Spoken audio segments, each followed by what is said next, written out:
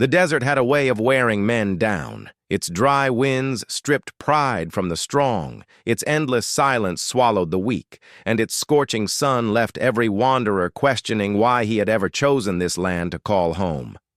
Among those who drifted through the dust and shadows of the frontier was a man few remembered by name. To most, he was simply the cowboy. He wasn't the kind of man who made a grand entrance into a saloon, nor the sort to boast about gunfights or cattle deals. No, his presence was quiet, unremarkable even, like a shadow moving between barn and corral. When ranchers called for hands, he was there. When cattle needed branding or horses needed breaking, he showed up. He worked hard, kept to himself, and asked for little. Yet despite his sweat and silence, he remained a lowly figure in the eyes of others, a man without land, without family, without legacy.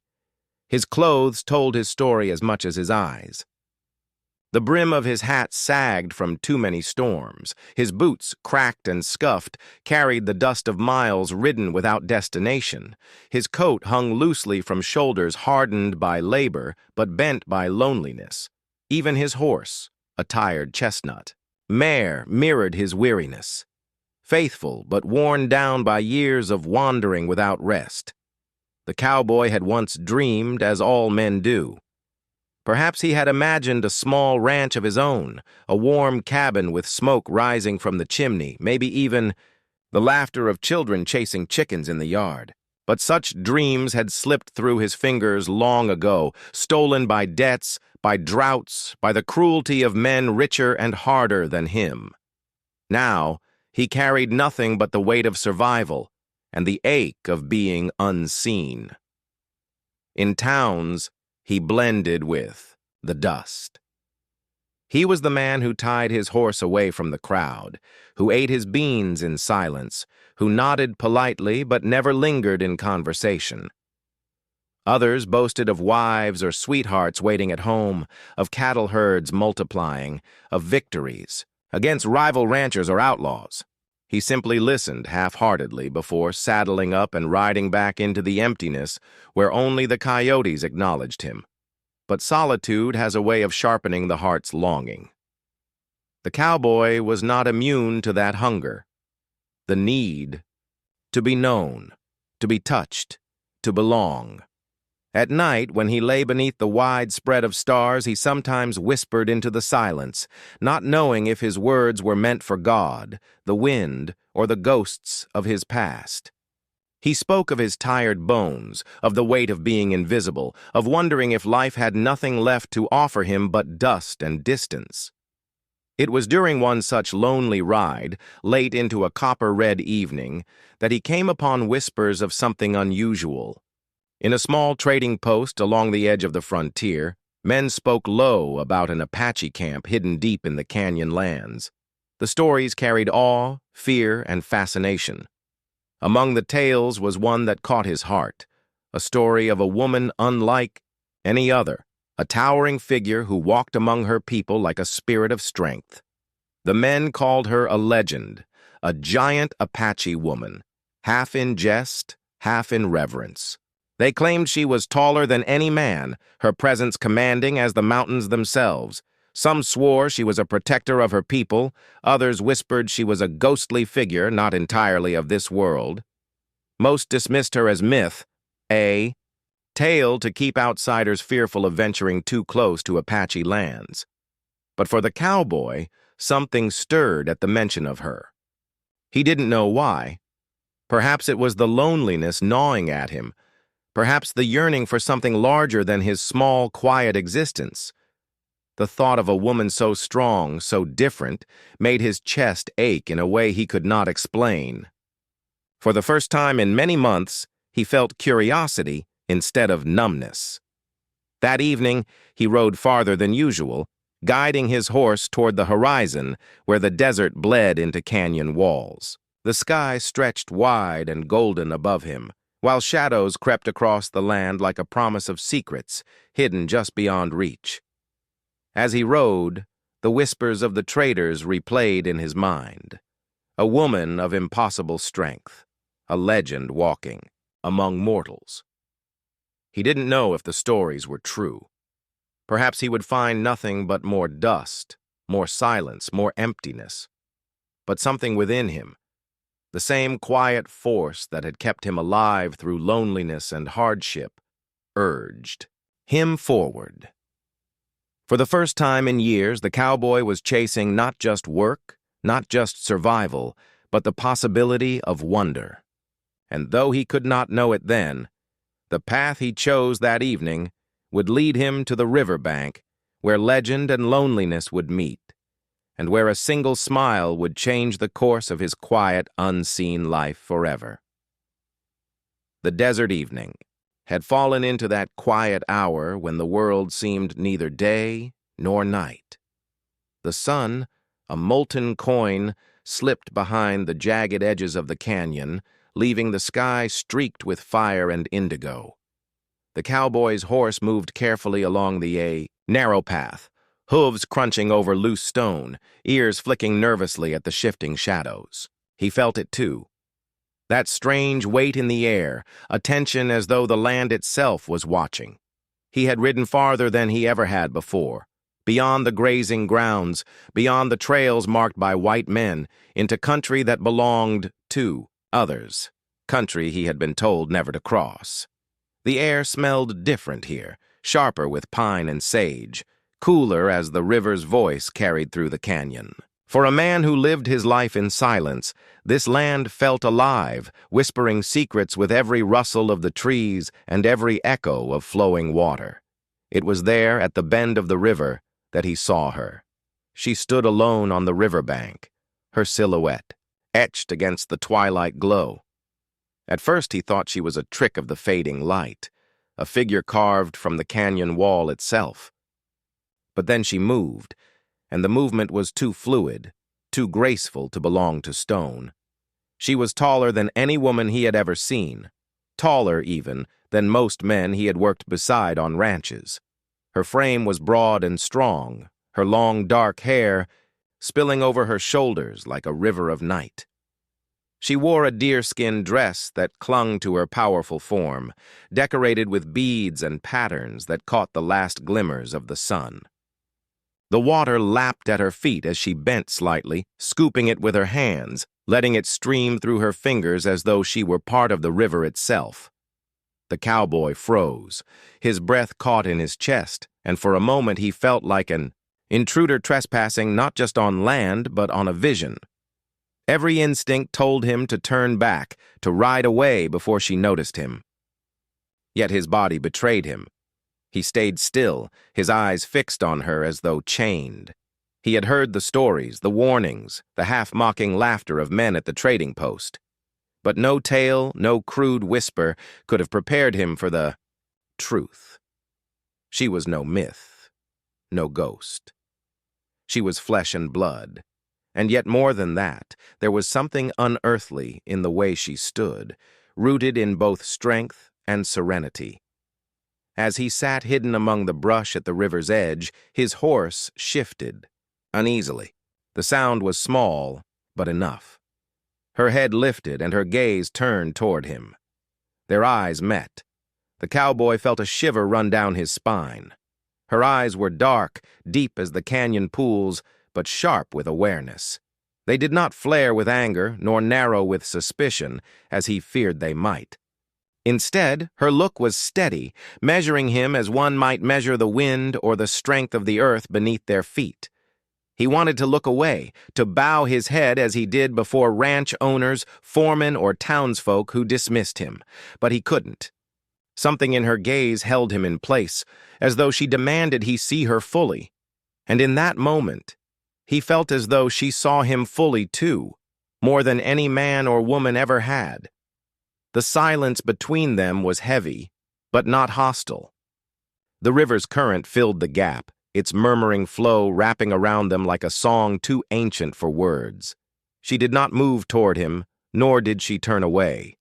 Instead, a flicker of curiosity passed across her face, subtle but undeniable. The cowboy's hands trembled against the reins. He wanted to speak, to offer some word of respect, of apology. Anything. Yet his throat was dry. and the language he knew felt clumsy, too small to bridge the distance between them. So he stayed quiet, and so did she. Finally, after what felt like an eternity, she lowered her gaze back to the river. Her dismissal was not cruel, but neither was it welcoming. It was as if she had acknowledged his presence, tested his spirit in silence, and decided, for now, to let him be. The cowboy exhaled, realizing only then that he had been holding his breath. He pulled gently at the reins, backing his horse away. Every instinct in him screamed to run, to escape before he crossed some unseen line. Yet deep inside, a stronger force whispered otherwise. Return. That night, when he lay beneath the stars, the memory of her figure by the river burned brighter than any campfire. Her strength, her silence, her eyes that had looked into his. These things haunted him, and for the first time in years, the cowboy did not feel entirely invisible. He did not yet know what drew him back. Curiosity? Loneliness? Something he dared not name? All he knew was this: he would return to the river, and when he did, he prayed that she would still be there, waiting like the desert waits for rain. The cowboy had not meant to return so soon. He told himself after that first glimpse that it was best left alone, that he had no business wandering into Apache lands, no business watching a woman who could turn his life upside down with one glance. Yet the very next evening found him riding back toward the canyon, his mare moving as if she already knew the way. The land was quiet again, bathed in twilight. The river wound like silver through the red stone, its song steady and unchanging. For a while, he thought he would find nothing, just the whisper of water and the call of distant coyotes. But then, just as before, she was there. This time she was seated on a smooth stone near the water, braiding strips of leather with deft, strong fingers. A half-finished bow rested beside her, carved from dark wood, its surface smoothed by careful work. She did not seem startled by his approach, though surely she must have heard his horse long before she lifted her eyes. Instead, she looked up slowly, and for a heartbeat, the world went still again as their gazes met. The cowboy dismounted carefully, leaving his hat in his hands, as though in the presence of someone sacred. He wanted to speak, but once more, words refused to come. The gap between them wasn't only distance, it was history, culture, language, everything that told them they should not stand face to face. Yet something deeper hummed beneath all of that, an invisible thread tugging them closer. She studied him as before, quiet and steady. Then, with deliberate calm, she returned to her braiding, as if giving him permission to remain. The cowboy felt relief wash through him, though his palms were damp with nervousness. He took a seat on the ground, not too near, not too far, careful to respect the invisible boundary that seemed to exist between them. They did not speak. Could not, perhaps. But the silence was no longer heavy. It was a silence that allowed for breathing, for observing, for existing together without demand. The cowboy watched her fingers move with precision, the way the strands tightened into something purposeful. He thought of his own life, frayed and loose, never woven into anything, whole. Watching her, he wondered if perhaps he had been wandering all this time to find the missing pattern. The days that followed unfolded in much the same way. He returned to the riverbank again and again, each time expecting she might be gone. Yet, each time she was there. Sometimes she worked, carving tools, tending to hides, gathering herbs. Other times, she simply sat by the water, gazing into the current, as though it carried memories only she could read. She did not send him away, and slowly, almost imperceptibly, the distance between them lessened. One evening, he found a strip of dried meat left on the stone where he usually sat. Another time, she gestured faintly toward a cluster of berries on a bush, then watched as he picked them, testing if he would trust her silent offering. Each small gesture chipped away at the walls between them. The cowboy's heart, long numb from solitude, began to stir. He found himself thinking of her during long rides, of the way her presence made the desert seem less empty. She was unlike any woman he had ever known, stronger, quieter, larger than life itself. She was rooted, while he was adrift.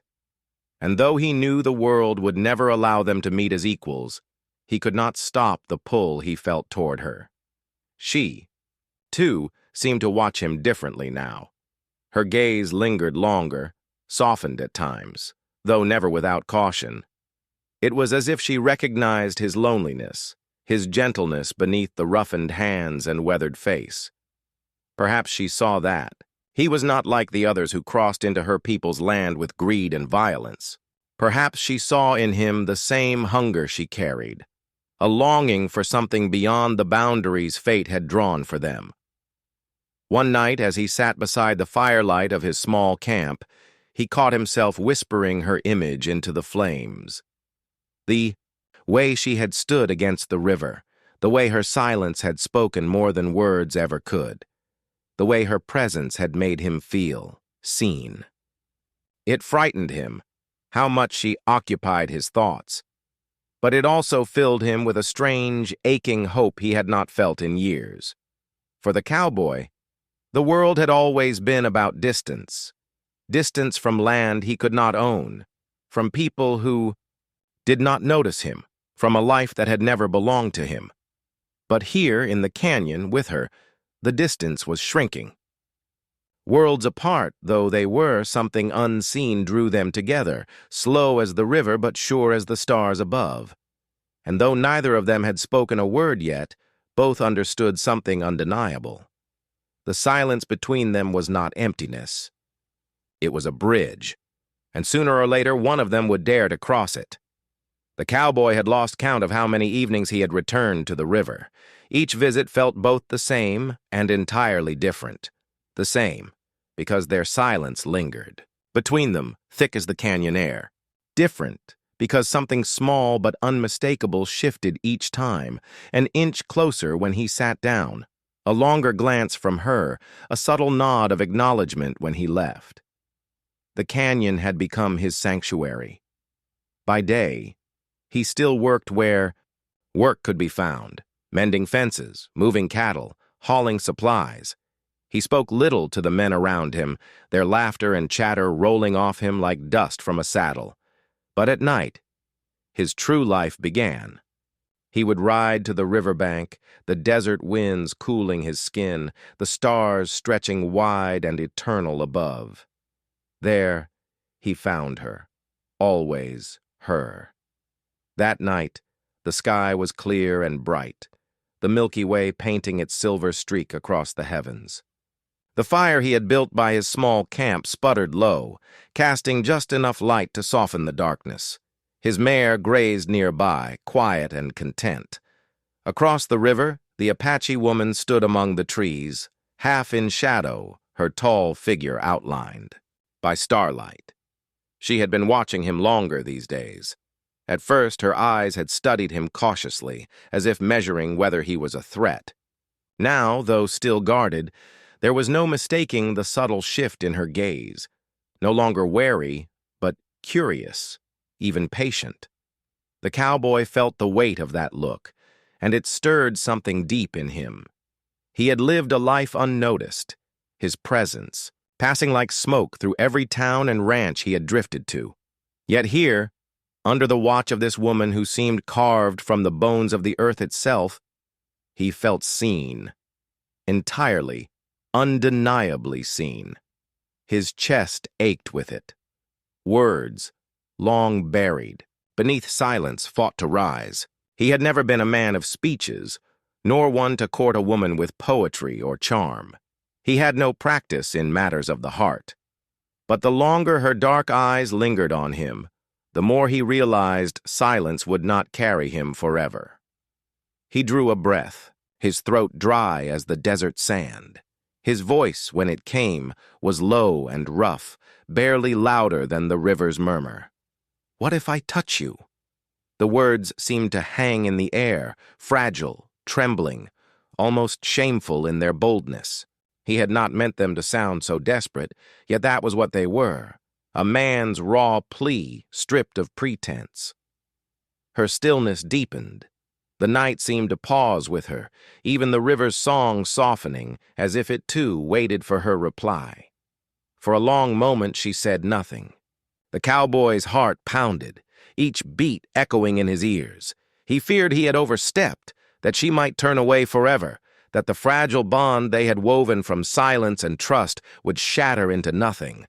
But then slowly her lips curved. It was not a mocking smile, nor a dismissive one. It was small, deliberate, steady, a smile that carried weight. It was as if she had heard not only his words, but the longing beneath them.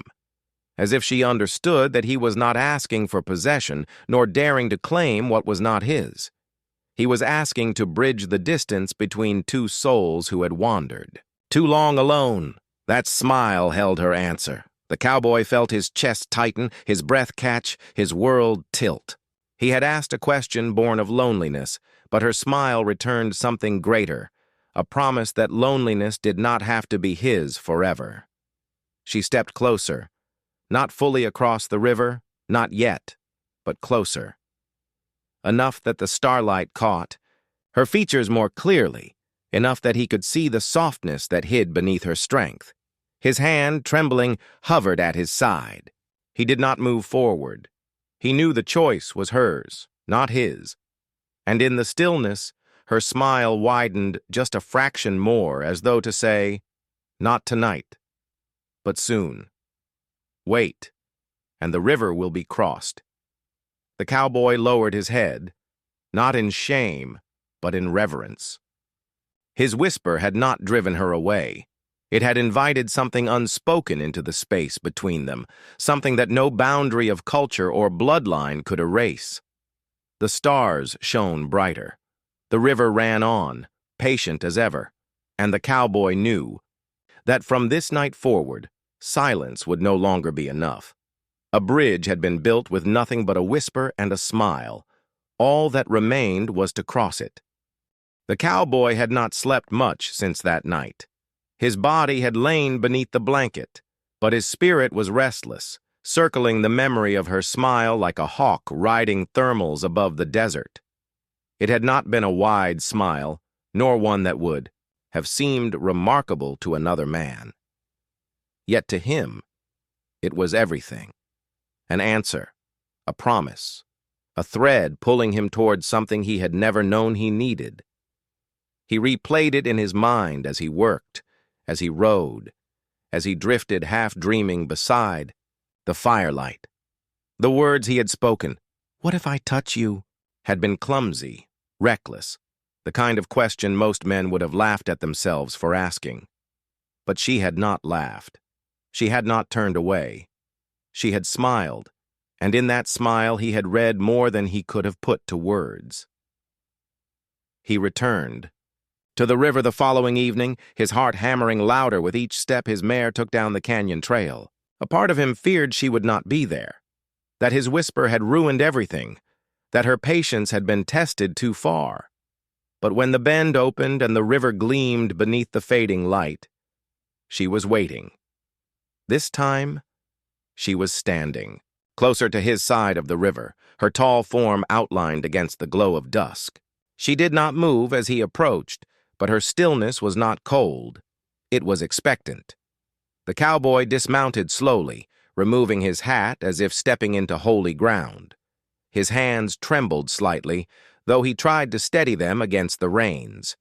He felt like a boy again, standing before something vast and unknown, his heart both terrified and alive. She watched him quietly, her eyes unreadable. Then, with deliberate calm, she extended her hand, not fully, but enough to shorten the distance between them. The gesture was small, yet to the cowboy it felt monumental. His breath caught. He stepped closer, every movement measured, afraid. that the spell would break if he moved too fast. The ground between them seemed to shrink and stretch at once, until finally he stood near enough to see the beads that adorned her dress glint in the last of the sunlight.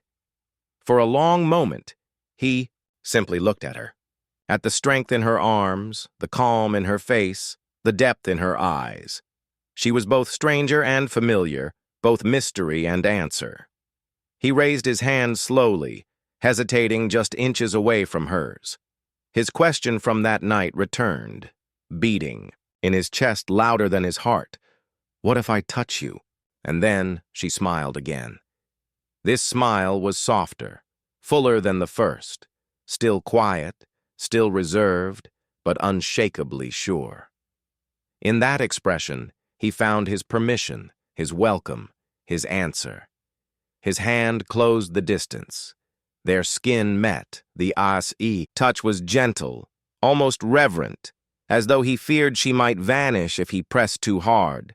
Her hand was warm, calloused from work, strong enough to crush, yet steady enough to comfort. The cowboy felt the world tilt around him, the canyon narrowing, the river quieting, the stars above holding their breath. It was not a touch of possession, nor of hunger. It was something deeper. Recognition. For years, he had drifted through, life unseen, unnoticed, carrying his loneliness like a burden strapped across his back. But in that moment, with her hand in his, he felt the weight begin to lift. He was not invisible here. He was not small. He was simply a man, reaching for a woman who had chosen not to turn away. Her gaze never left his, even as their hands lingered. Together. She did not speak, but she did not need to. Her silence said enough. "I see you. I do not fear you. You are here, and I allow you near." The cowboy swallowed hard, his throat thick with unspoken words. He wanted to tell her everything, that she was the first light in the long darkness of his life, that her smile had carved hope into his heart, that this moment was more than he had ever dared to dream. But his words failed him, so he let the touch and her smile speak for them both. When finally she withdrew her hand, it was not in rejection. It was in patience, as though to remind him that one step was enough for now. Bridges were not crossed in a single stride. Some distances had to be honored before they were closed. As she stepped back, the smile still lingering on her lips, the cowboy felt no despair. He knew she would return, that the river was no longer a boundary but a meeting place. And he knew that her smile had given him more than an answer. It had given him a reason to hope, a reason to come back, a reason to believe that even a lowly cowboy could find belonging in a world that had always denied him. That night, as he lay beneath the stars, he no longer whispered his loneliness into the dark. He whispered her smile, her hand, her presence. And for the first time in his life, the night whispered back. The days that followed felt different to the cowboy. The desert wind no longer carried only emptiness. It carried a quiet anticipation. The sun, though just as scorching, seemed less merciless. Even the endless nights beneath the stars felt warmer, as though the sky itself had softened since he had touched her hand. It was not just a touch. It had been a crossing, a small one, but enough to change everything. For years, his life had been defined by distance. Distance between him and other men, between him and their laughter, between him and every dream he had once dared to chase. But that distance had shrunk when her fingers brushed against his. A silent truth had passed between them, wordless but unshakable. They were no longer strangers bound only by silence. They were something more. He returned to the river each evening, and she was always there. Sometimes she was waiting, standing tall among the rocks, as if she had known exactly when he would arrive. Other times she appeared moments after him, stepping from the trees, as though the canyon itself had delivered her to him. Always she came. They still did not share words. His tongue stumbled on her language. and he dared not impose his upon her. But they found other ways. When he brought her a pouch of tobacco, she accepted it with a nod that spoke more than thanks. When she left a piece of venison near where his horse drank, he understood it was not just food, it was trust. Slowly, their silences became conversations. A glance became a question. A smile became an answer. A shared moment by the fire became a story that needed no telling. And then one evening, the bridge they had been building, stone by invisible stone, was finally crossed. The cowboy had been, mending his tack near the fire when he felt her presence before he saw her. She stepped into the circle of light, her figure casting long shadows against the canyon walls.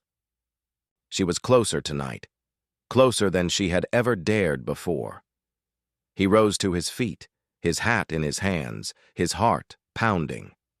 She looked at him steadily, her eyes dark and deep as the river pools. Then, without hesitation, she stepped forward.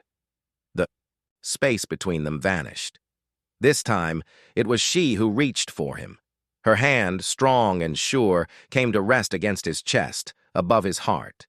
The cowboy froze, breath caught in his throat, every nerve alive with the weight of her touch. Her palm was warm, grounding, as if she could feel the years of loneliness that had lived inside him, and as if, with that touch, she was telling him those years no longer owned him. Slowly, trembling, he raised his own hand and placed it over hers. Their fingers interlaced, rough calluses meeting rough calluses, strength answering strength. For a moment, neither moved, neither spoke. They simply stood there, breathing the same night air, feeling the same pulse of blood and life that bound them both to the same earth. The cowboy thought then of all the warnings he had heard, the sharp divisions drawn between his world and hers, the prejudice, the fear, the laws of men who believed such a bond could never be allowed. But none of that mattered here, beneath the stars. The canyon did not care for the rules of men. The river did not flow with prejudice. The night sky did not deny them. Her eyes softened, and she gave him the smallest of nods, as if to say, "This is real. This is ours." The cowboy exhaled, his body loosening as though a great weight had finally slid from his shoulders. He had lived his life as a shadow, unseen and unclaimed, but now, standing before her, he was more than that. He was a man whose heart had found recognition, whose loneliness had been answered, whose question, "What if I touch you?" had become a truth. They sat together by the fire that night, closer than ever before. The flames painted their faces in gold and red, and though no words passed between them, the silence was no longer a void. It was full, alive, carrying the bond they had forged beyond boundaries of blood, culture, and fear. When dawn crept over the canyon, spilling light across the desert, the cowboy knew his life had changed forever. He was no longer drifting, no longer unseen. He had found a place, not in land or wealth, but in the quiet strength of a woman whose smile had welcomed him into a world larger than his own. The road ahead would not be simple. He knew there would be hardships, perhaps even dangers, in the path they had chosen to walk. But for the first time, he did not fear it. For the first time, he was not alone. And as he saddled his mare, ready to ride back into the world of dust and duty, he looked once more toward the river. She stood there still, watching him go, her tall frame bathed in morning light. Then, just before he turned away, she smiled. That smile was enough to carry him through whatever lay ahead. It was the answer to every question his heart had ever asked.